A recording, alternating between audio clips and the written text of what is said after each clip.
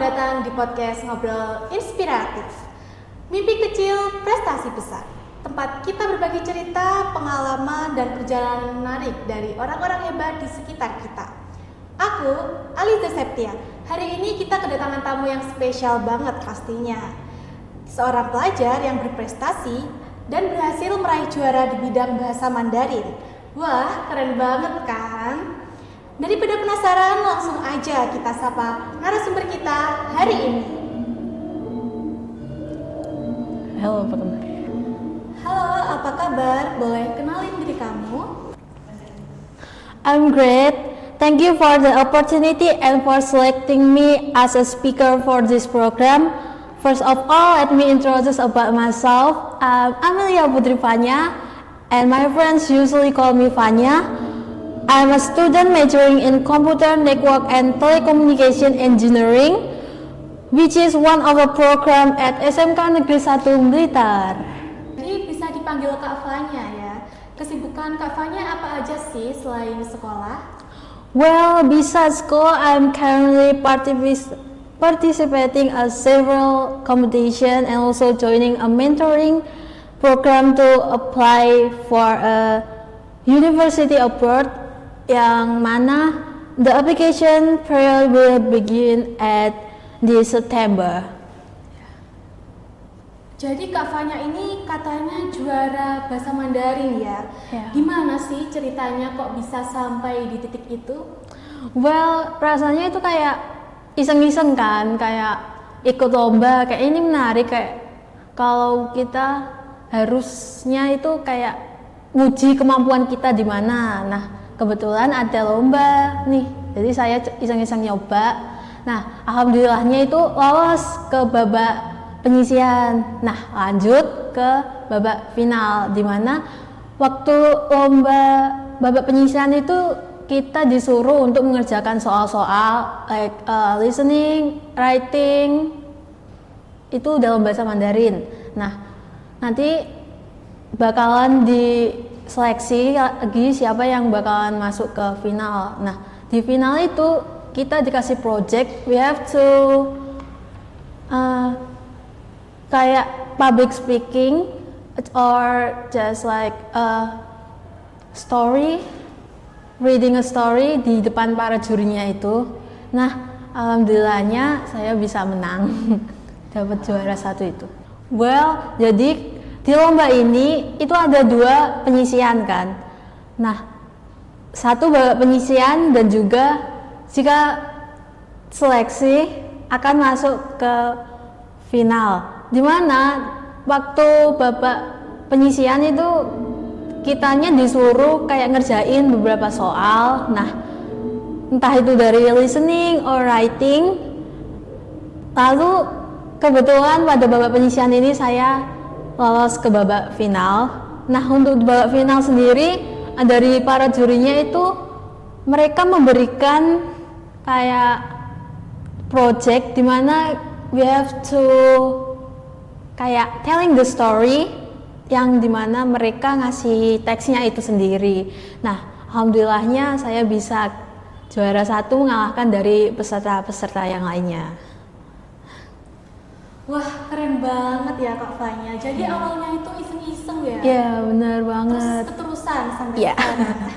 Waktu pertama kali belajar Mandarin, apa sih yang Kak Fanya rasain? Well, awalnya tuh saya kayak merasa cukup sulit, soalnya kan pelafalan dan tulisannya itu berbeda kan. Nah, salah pelafalan aja itu artinya beda juga nih. Lalu bisa juga kayak jadi ambigu gitu kan. Nah, tapi di lain sisi itu justru membuat saya menjadi tantangan sama bikin saya penasaran, saya harus bisa nih bahasa Mandarin kayak gitu. Jadi 1 kali gagal nggak nyerah ya? Keren banget. Bener banget. Apa sih yang bikin Kak Fanya itu tertarik banget sama bahasa Mandarin? Well, I'm interested in Mandarin because it is one of the most important international language and is widely used in many careers. Tapi di lain sisi juga also enjoy the culture and also it find a pronunciation the unique. Jadi kayak menarik aja gitu buat saya.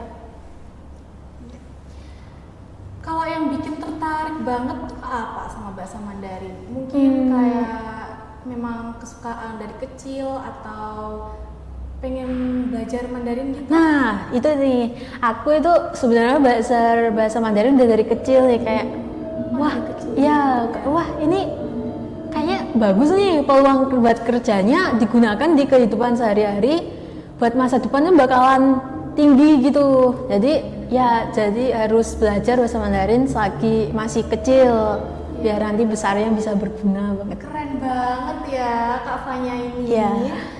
Jadi Kak Fanya, selama belajar Mandarin tuh tantangan paling sulit tuh apa sih yang dihadapi? Kalau tantangan yang paling sulit itu saya hadapi selama belajarnya, itu adalah menjaga konsistensi dan juga mengatur waktu antara sekolah sama kegiatan yang lainnya. Lalu harus diatur juga nih waktunya untuk istirahat, untuk kegiatan lain juga.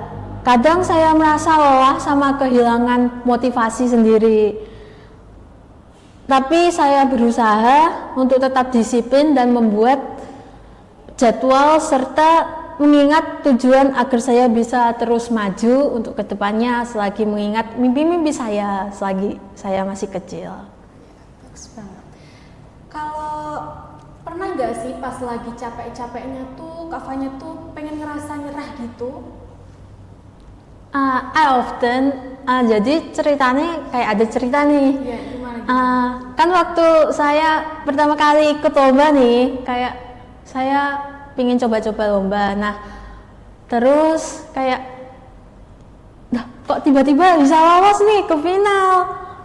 Lalu saya kayak di perjalanan ke lokasi lombanya nih, ini kira-kira saya bisa nggak nih menangin lomba ini, soalnya kan mengingat lomba-lomba ini partisipasinya bukan cuman ada di Blitar aja kan, pesertanya ada mungkin dari kota lain, entah itu Blitar, Kediri, Mojokerto, Malang, even ini in Surabaya. Jadi kayak wah banyak banget, pasti ini kumpulan orang-orang yang berprestasi tuh di sini semua ikut lomba ini gitu. Jadi kayak what, bisa nggak nih? And saya nyoba do my best sebisa saya, and alhamdulillah menang. Keren banget Kak Fanya. Kak Fanya ini belajar Mandarin tuh kayak apa sih? Apa kayak ikut les? Apa menghafal setiap hari? Kalau ikut les sih saya enggak ya, soalnya kan les Mandarin itu juga mahal. Lalu kalau untuk menghafal kosakata tiap hari kayaknya jarang banget, soalnya kurang efektif sama bakal nanti kayak kita tertekan dan juga stres. Nah, kalau belajarnya itu saya kayak latihan soal every day and also menghafal kosakata tapi sedikit aja lah. Lalu mendengarkan lagu and evenly menonton video drama bahasa Mandarin kayak Drajin gitu ya. Nah, yang paling menarik nih buat saya itu saya tiap hari nih berbicara sama native speakernya langsung dari Taiwan sama dari Cina, which is yang dari Taiwan itu papa saya kan. Every day we talk in Mandarin language and English language. Kalau yang dari Cina full pakai bahasa Mandarin. Jadi kemampuan bahasa Inggris saya itu selalu ke upgrade tuh ya, dan bisa nambah terus kayak gitu.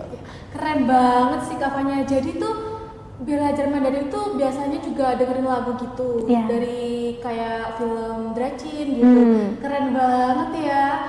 Kak Fanya bisa nggak sih nyanyi lagu pakai bahasa Mandarin? Menarik nih. Bisa nggak ya? Boleh deh. Ya, salah satu lagu kesukaan saya nih. Kalau bahasa Inggrisnya itu namanya Promise. Kalau bahasa Mandarinnya itu Yuding. Dari Michael Wong. Nah, kayak gini nih. Ya, oke. Pertama, 我为记得我们的约定，我比肩还更爱你呢。When the 风的笑我了，我想带 가수니나 Woken Ainina. Ya. Keren banget Kavanya. Thank you. Kavanya tuh dari kecil emang udah punya mimpi di bidang ini atau baru kepikiran belakangan ini? Awalnya belum terpikirkan ya, tapi setelah belajar bahasa Mandarin saya kayak tertarik sama ingin lebih mendalami bahasa Mandarin itu sendiri. Soalnya itu sangat penting banget nih belajar bahasa Mandarin. Dan peluang dipakainya di masa depan itu banyak banget, sama bakal banyak digunain lah pokok. Soalnya kan if you know, China itu merupakan salah satu kayak bisnis terbesar di dunia kan. Nah, jadi peluang buat pekerjaannya itu banyak banget. Jadi we have to be able to speak the Mandarin language ya. Berarti keluarga Kavanya tuh juga support ya? Ya, support banget. Pokok apa yang aku suka itu selalu disupport sama orang tua gitu. Kayak pokoknya aku ngerasa senang and I have to do my best kayak gitu. Apa sih arti prestasi buat Kavanya sendiri?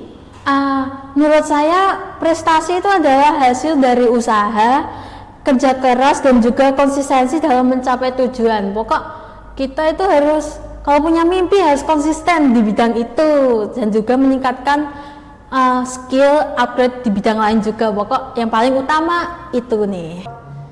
Siapa sih Kavanya yang paling berpengaruh dalam perjalanan kamu sampai sekarang? Well, actually my parents, which is my mom and my dad, and also my sisters. The one that are most inspiring me. Dia itu kayak menginspirasi saya, soalnya dia itu udah sukses dan juga udah sekolah di luar negeri, dan juga dia itu udah keterima di salah satu perusahaan farmasi terbesar di dunia nih. Jadi kayak kan udah sukses kan, udah ada gelar sarjana nih di luar negeri juga kan, farmasi nih. Jadi saya harus bisa sama seperti kakak saya, harus bisa sukses biar bisa banggain papa dan mama.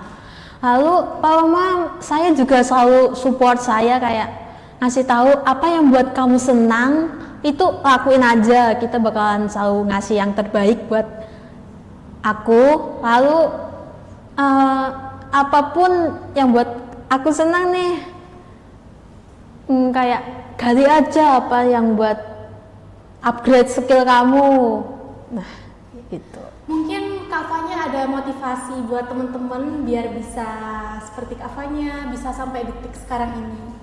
Motivasi nih, pokok kalian tuh harus konsisten and do your best and every opportunity yang kalian lakukan itu sendiri. Soalnya kesempatan itu nggak datang 2 kali, jadi kalian harus mulai upgrade diri kalian dari kecil. Kalian harus tanggung jawab tentunya, harus bisa sabar.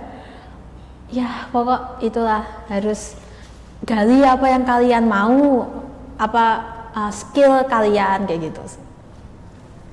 Wah, keren banget ya cerita pengalaman dari narasumber kita hari ini.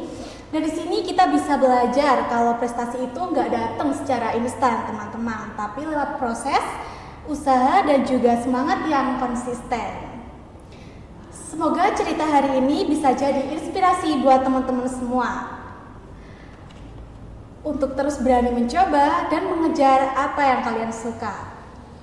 Dan tentunya kami ingin mengucapkan banyak terima kasih kepada narasumber kita hari ini yang sudah meluangkan waktu dan berbagi cerita yang sangat inspiratif. Semoga kedepannya bisa terus meraih prestasi yang lebih tinggi lagi ya Kavanya. Tentu, thank you. Dan buat kalian semua, terima kasih yang sudah mendengarkan podcast hari ini. Jangan lupa tetap semangat, terus berkarya, dan sampai jumpa di episode berikutnya.